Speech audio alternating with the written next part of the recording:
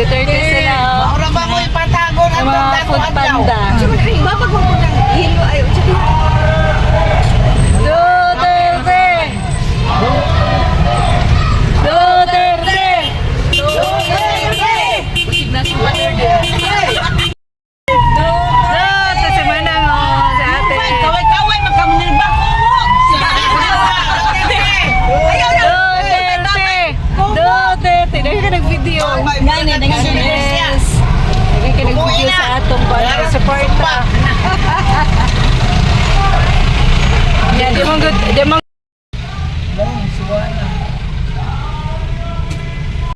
tawon, mga tao. Mga tao. Asan na ta? Asan na ta dito sa San Pedro. Duterte! Mga pulis mo. Rapik. Sama-sama. Okay, nanggawas ng kita. Ano tao din ni San Pedro, dinitang Pedro, Napuna. Ayun na. Panglikod na mo. Nanggawas sila guys. Napunti sila.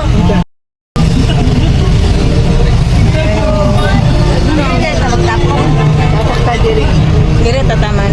Ako, nabit naman ako. Diyan ay sok-sok ko lang. So mangnaog na ta guys. Abri sa mi. Abli sa balkonit. Dong. Abri sa dong. Dimi kagawas.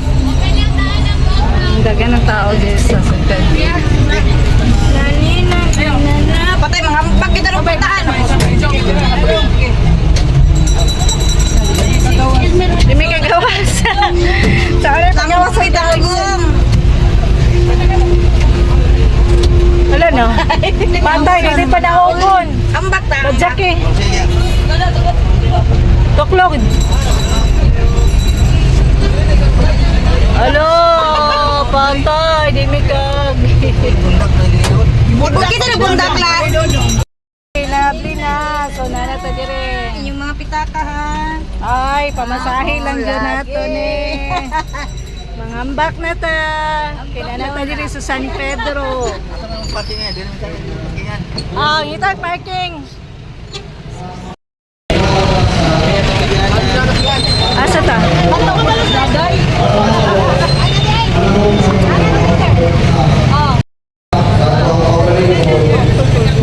Ay, wala talang balik kang dino.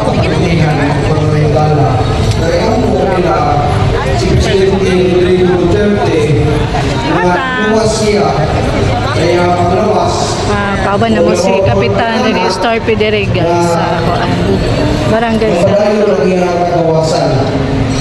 Kay sayo tumantala na sila di andar na aeroplano natuyok tingali nila na ilahan na ng pasakyo ng lalito dito sa iyong dapit ang ato ang presidente hindi mahal Hussein may pagpapahon.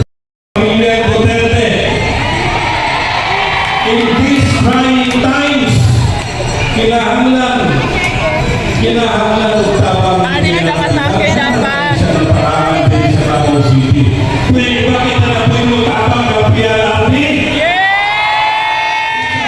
Let us show our support. Let us pray for his safety, pray for his good health, and pray na utak paunin na sa dili sa Davao City because we miss you very much for us. Duterte!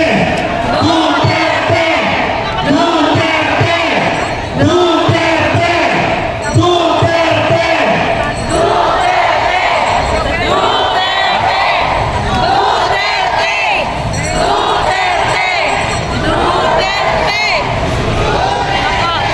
Once again, daghang salamat and please kadang-dong ang hita kinahanglan puno permanente ang Rizal Park para makita ni Pierre at this will give him strength. This will make him happy. Makita niya na full support ang mga taga-Davao and everything is going to be all right, believe me. So daghang salamat na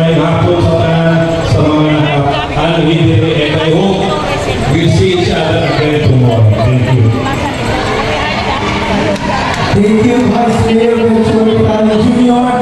O karon, ginawa na po ang mga katawan na natin sa tuwang left side at right side. Kung pwede musibong ta, ay para atong mga katawan na natin kung nasa likod, makakita sila sa tuwang mga bisita o sa tuwang mga city councilor na nakapagay na mga istorya para sa mga Christian former President Rodrigo Roa Duterte.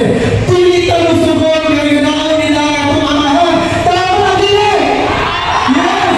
Atong ginagawa ang pamamahan. Mga pamamahan din sa Davao City. Hindi pakakita guys sa tao.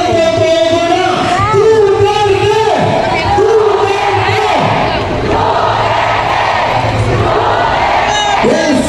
O karon, bahagyo ko sa itong mga barangay captain, pagbukas sa itong mga barangay council, o sa itong mga city councilor, first, second, and third district, na mo istorya diri, na mo hangyo po mi, kung kinsa may gusto, na mo istorya diri sa tubaran, doon na mo diri sa mga ayaw mo kauna, kay welcome mo, ato ani, vista, o former President Rodrigo Roa Duterte.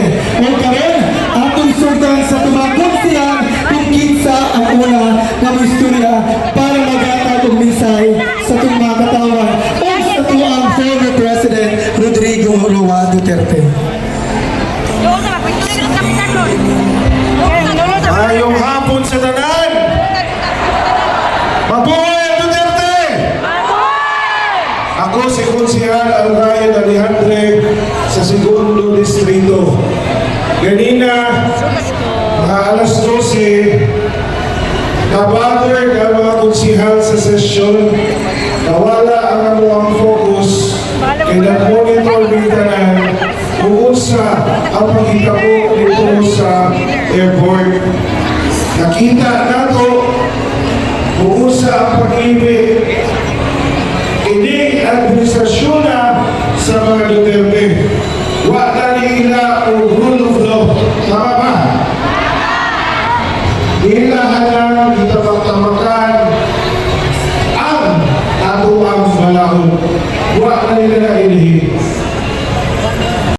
Sa iyaha, nag-monitor na ako sure si President Duterte na abagan dito sa Villamor Air Base kaya di yun siya musakay sa aeroplano padulong sa Hague, Netherlands. Di siya, diingon na siya, pagkaya na lang ko ninyo. Mawala niya ang sulti, ipakita sa video.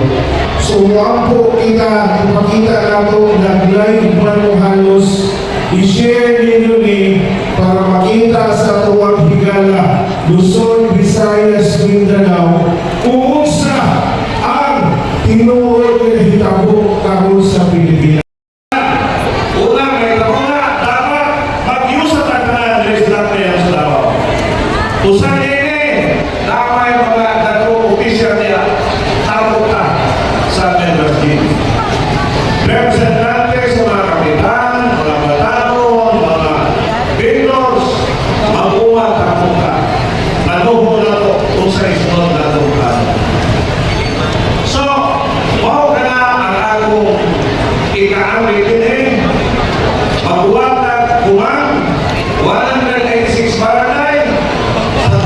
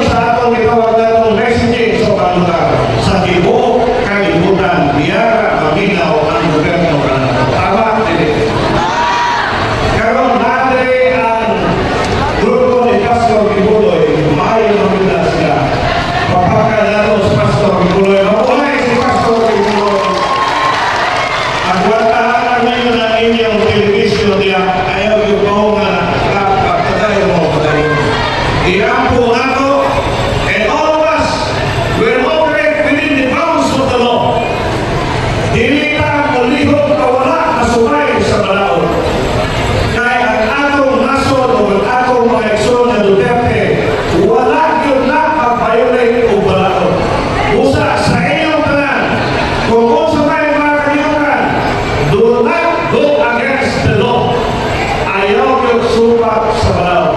Let's do it in a non-violent, walay kagubot, but more prayer and more action. Tama, dili.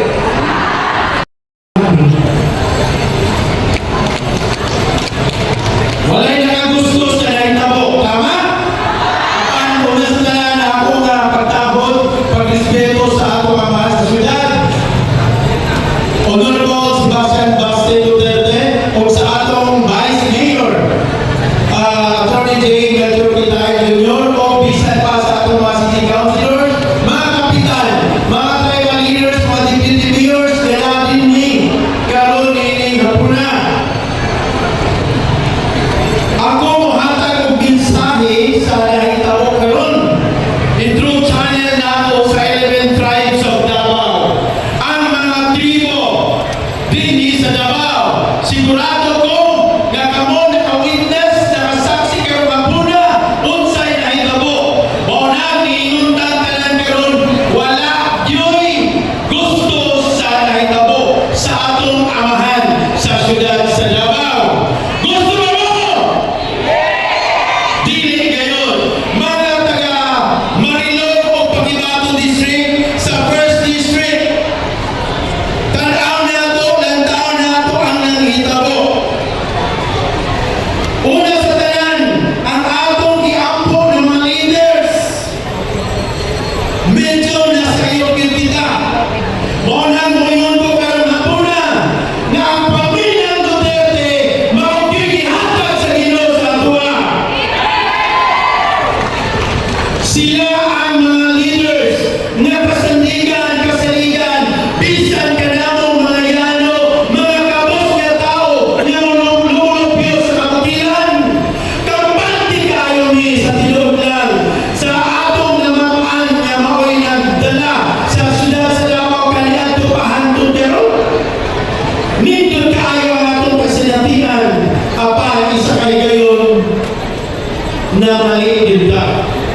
Pero isuon ini nga mensahe dili ni pagpakasuko no para mo masukok ang tanan apan kini tanan naghangyo ko nga una nato himuon mao ang pagkampo, tama? Wala natulog ang Ginoo, si Allah wala gid natulog, nakakita siya sa kahimtang. Mao wala ang uso karon pag kinsay nagbuhat og matarong mao'y mga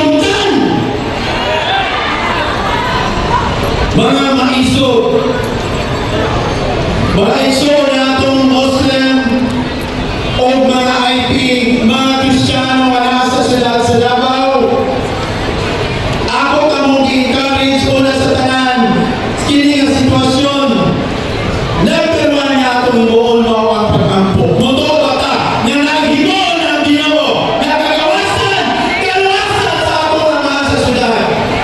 Dili ka matugod nga madugay siya dito. Muampo gintagan na intervention ng Ginoo. Niining na itabo karon. Muto ka na. O dili po kini mao ang maka-disqualify niya sa umaabot nga mayor. Pagka-mayor din sa atong Davao. Siya gyapon na atong ituloy na mayor sa umaabot na panahon. Ayaw kita magtuo sa balita sa Facebook. Fake news na. Di ka mo to kung naano pa yung mga nabasa na to sa mga Facebook. Di ka mo to. Kaya kinibalita mo. Ni sa mundo kadaghan ang mga supporters. Di mo Pilipinas! From Luzon, Visayas, and Mindanao. Labi na particularly dito sa Davao City. Busa kami ang mga IP, mga indigenous peoples of Davao City. Hugot o himpit ang pagtuo nga ang atong ang pamilya Duterte dili gyud mawala sa liderato labi na sa Davao City. Kung sa pangabot, tipo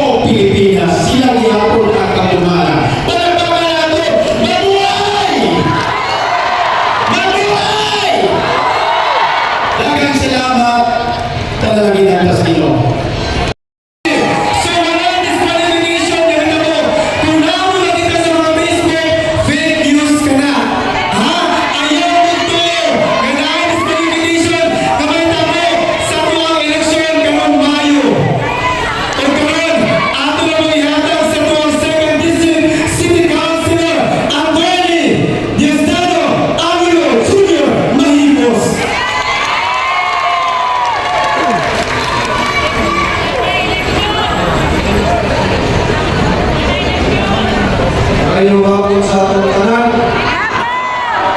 Salamat sa gayuna na makamulong. Wala gusto niya kanina. Pero mamulong ko dili isip politiko.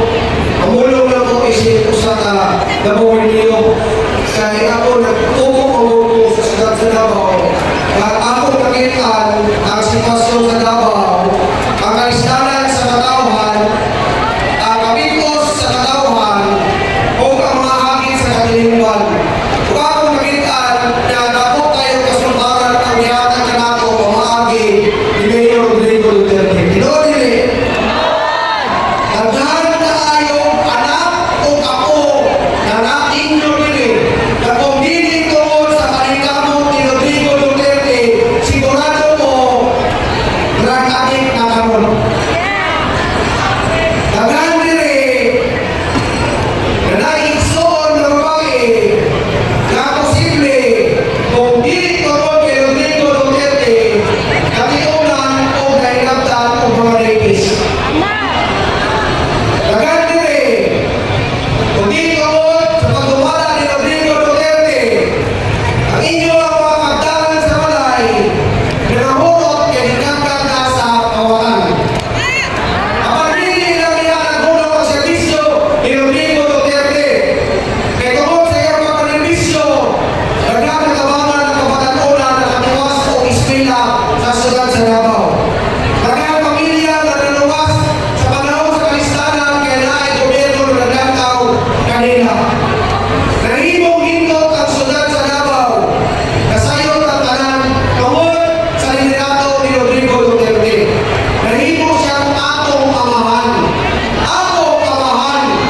Inyo amahan. Ang atong amahan. Nila mo kipusasan. Bisag may sala. Ilahanggan mo dito sa layo na langit. Hindi na nato mabisita. O hindi na nato magitan. Unya sa ilang Panginoon, ang atong handog, na sa katapusan mga kataigan sa atong pamahal, kasi ang atong mahikaw at atong mga uwan, apan ilan ang ihikaw ka natong mga kalagawaw. Usugot ko tagyana? Di ka usugot. Apan naa sa atong kalistanan, kaya ang atuang administrasyon sa mga gobyerno karon, dito man sila namati sa mga langyaw, imbis na mamati sila sa tingog sa katawang Pilipino. Ilang tuyo na paminawan ang sugyot sa ICC. O natakot ibalik sa panahon na huwag nagitay kapiyutan lain sa iyong manda. Ganito nagitas kay nasaan wangyo na iyang luwason ang atong amahan sa Sagad sa Davao, si Presidente Rodrigo Duterte. So magsugod na karong adlaw, di ka mohunong. Bisan kung sa may atong atraso sa Ginoo, apelyo na to sa atong panghangyo na tagaan o kaluwasan ang atong gimahal na Rodrigo Duterte. Pwede? Kaya na? Ayaw yun ninyo wala ang pagsaling sa Ginoo. Never underestimate the power of prayers. O ganang pagkampong na para sa mga santo o sa mga butan, apin ang mga dautan o batasan. Kaya panahon doon pagdoon sa Ginoo. Sa mga po, mga isuon ko, mga taga-Sagad sa Davao, importante, kaya pamilya na to sa tula-hula kasi o kung sa'y gibilin o gitondo sa atong amahan sa syudad. Ato ang pikan ang syudad sa Davao. Di nato pasagdan. Kaya kining syudad, ato ani o ikanan. Ato ang putikahan sama sa iyang gibuhat alang-alang sa mga sumusunod na henerasyon. Na di sila mahimong mga durugista. Di sila mahikawan sa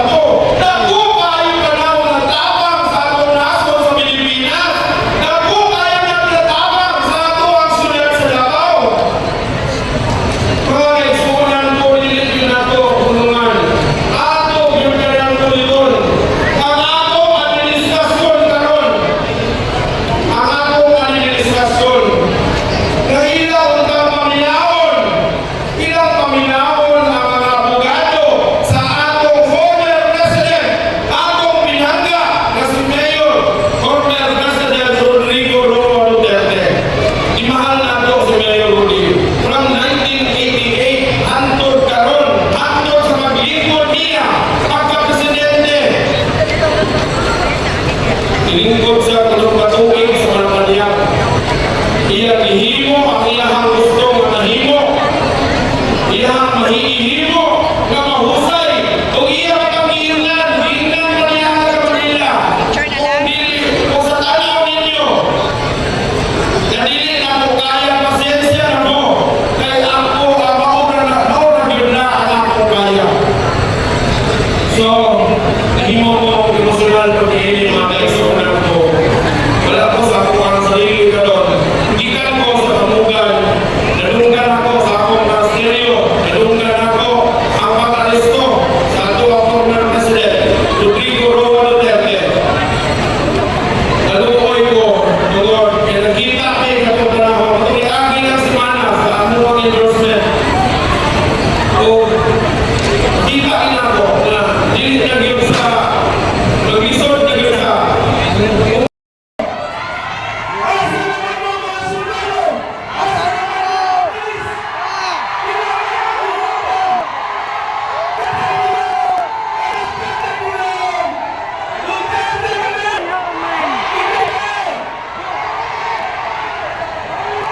Mga kaisaran ko, labi na yung sa bar. Sa bar, timali ninyo. Ang bar, pili na ninyo mabuha.